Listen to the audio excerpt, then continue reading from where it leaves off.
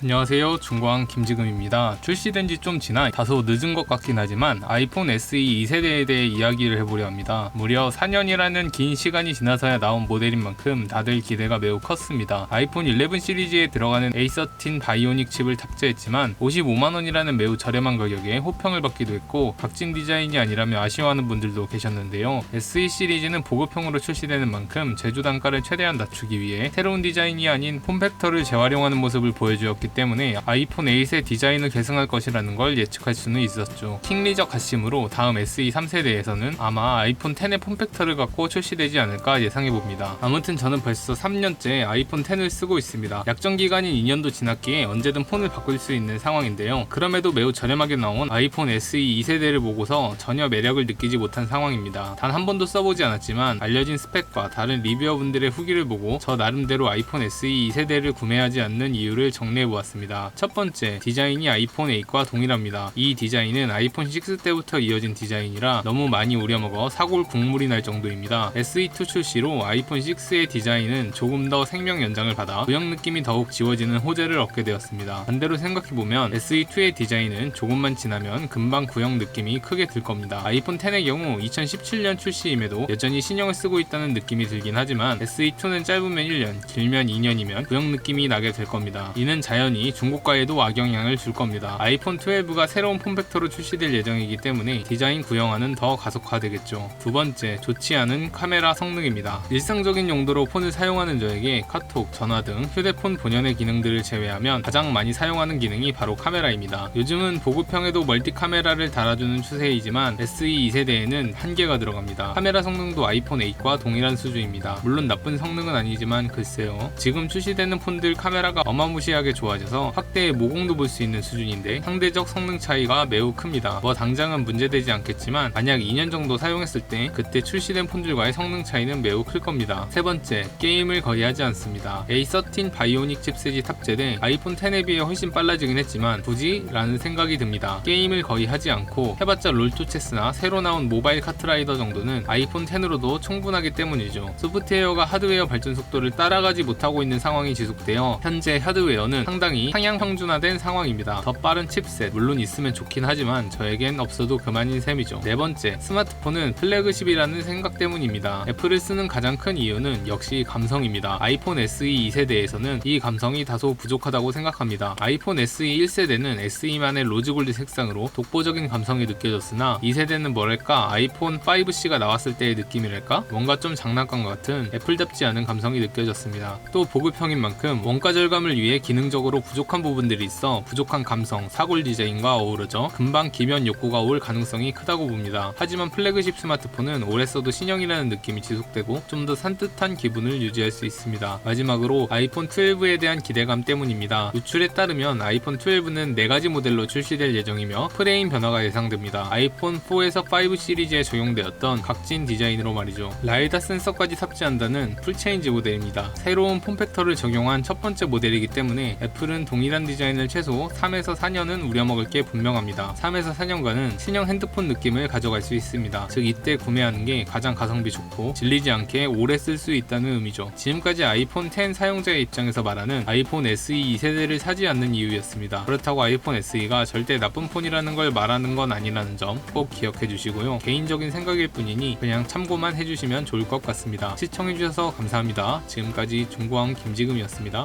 기다렸지만 결국 아이폰 10 선택 약정을 1년 더 연장해서 통신비 할인이나 받기로 결정했습니다. 아이폰 11이 나왔지만 아이폰 10을 1년 더 쓰기로 한 이유 3가지 지금 시작합니다.